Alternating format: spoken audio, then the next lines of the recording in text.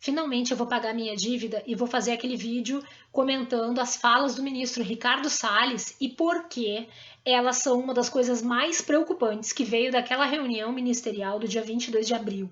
Para quem não lembra, o vídeo, a gravação da reunião foi tornada pública pelo STF e nessa reunião o ministro Ricardo Salles fala em aproveitar o momento da pandemia, que está todo mundo preocupado com o coronavírus, para passar regras ambientais menos rígidas, sem grande discussão, para justamente evitar a discussão. Hoje, casualmente, dia 1º de junho, o ministro fez uma outra declaração, citando esse episódio e os prejuízos que isso vinha trazendo, disse que ele não podia ser responsabilizado pelos efeitos negativos, que quem tinha que ser responsabilizado é quem divulgou.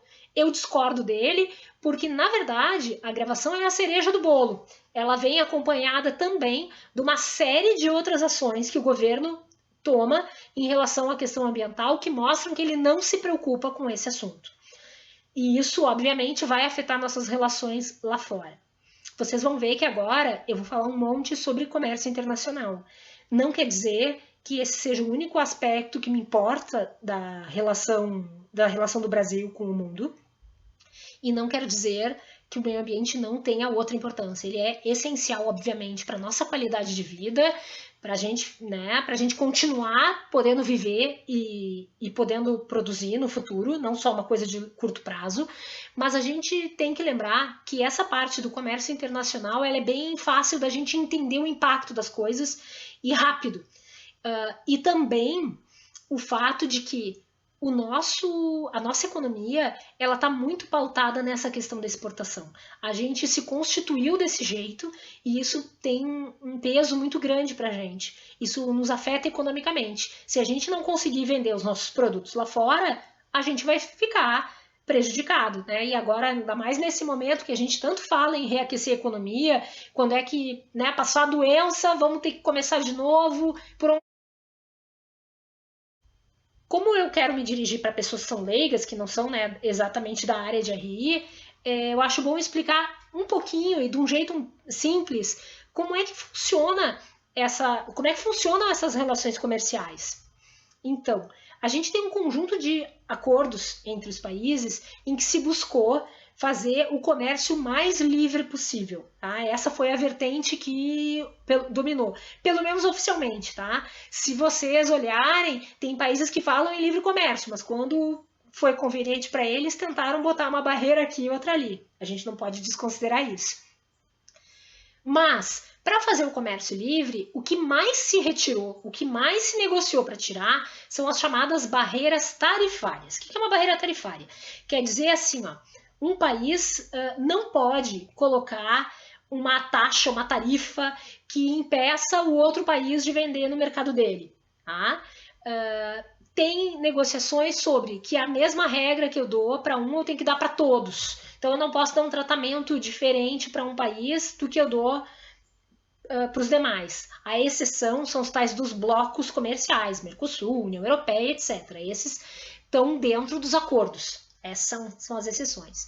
Mas a principal exceção que a gente tem que falar aqui é que se a barreira tarifária foi cada vez mais dificultada, proibida, limitada, as barreiras sanitárias e as barreiras ambientais continuam existindo. Ou seja, um país pode impedir a entrada do produto de outro no seu mercado se tem uma questão de saúde envolvida. Então, exemplo clássico, se aparece um surto de febre aftosa aqui, os países que compram a nossa carne podem parar de comprar a carne brasileira, impedir a entrada da carne brasileira. Isso é permitido dentro dos acordos. Então aqui a gente também está sujeito a, por questão ambiental, porque o Brasil produz determinadas coisas, passando por cima do meio ambiente, destruindo o meio ambiente, alguém pode colocar uma barreira e dizer que não vai aceitar o produto brasileiro. Ou até mesmo barrar outras negociações que tem, porque a gente também tem negociação Mercosul, União Europeia e outras em que esse aspecto pode pesar contra a gente. Para vocês terem uma ideia, Hoje, 12% do que o Brasil vende lá fora é soja. 6% são carnes. Então vejam que são 9% é minério. Vejam que são produtos básicos e são produtos cuja forma de extrair pode ter muito impacto ambiental. Então os dois temas estão andando juntinhos ali. Até aqui eu falei de relação de governo com governo, né? Só que a gente tem um outro elemento importante, que é o consumidor. O Brasil trabalhou com a sua diplomacia ao longo de governos e mais governos, justamente para abrir mercado para os produtos brasileiros, né? Abrir os melhores mercados. O que eram os melhores mercados? Estados Unidos, Europa, Japão. Então se buscava fazer acordo com estes e tentar tirar subsídio e coisas que dificultavam a entrada do produto brasileiro nesses mercados. Por quê? São países desenvolvidos, tem consumidor com boa renda, então podia remunerar bem o produtor brasileiro, né? Então essa foi a lógica do trabalho que se fez.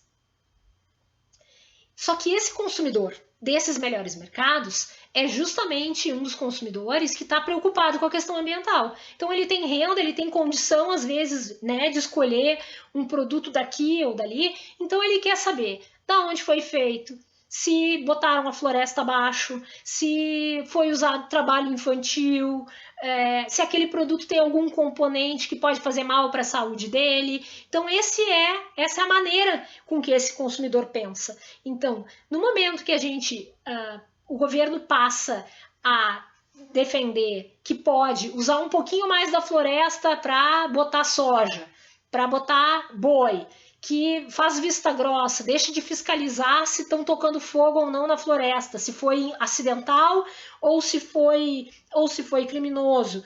Né? Tudo isso pesa negativamente, porque esse consumidor lá fora pode entender que o Brasil não está fazendo o suficiente para proteger o meio ambiente e começar a boicotar os nossos produtos.